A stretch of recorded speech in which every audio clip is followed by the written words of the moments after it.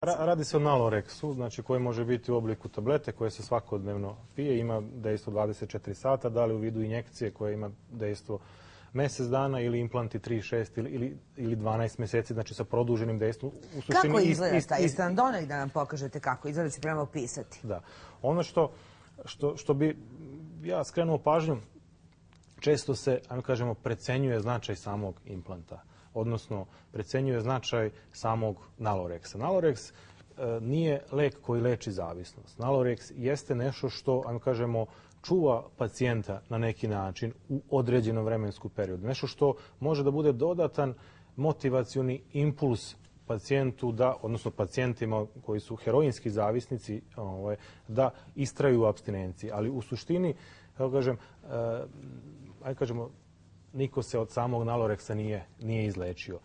Šta hoću da kažem? Mnogi roditelji, opet kažem, precenjuju značaj samog Naloreksa i implanta, uopšte medikamenata, na taj način što, kažem, ako se taj implant ugradi, to potkožno kuglica se ugradi i otapa se. Je to kuglica koja na neki način rastapa lek? Jeste.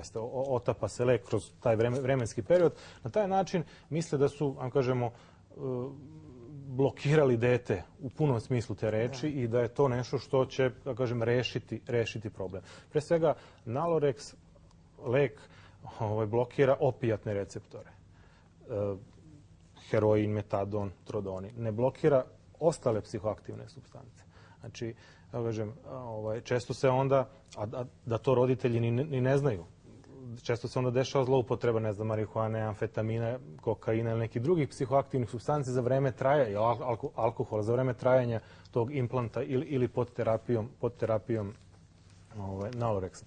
A sam mozak prosto se ne može oporaviti bez potpune apstinencije. I to na neki način daje ponekad i taj lažnu nadu i uljuljka, i porodicu i samog pacijenta da je to dovoljno i na neki način od leka se pretvori u nešto što je kontraproduktivno, što produžava agoniju ako se završi samo na tom nivou. Opet da kažem, to, ne postoji u ovom trenutku bolje sredstvo, ali ako je sastavni deo i drugih, terapijskih intervencija, sam po sebi, bojim se da gubi smisao, čak može, da bude i kontraproduktivno.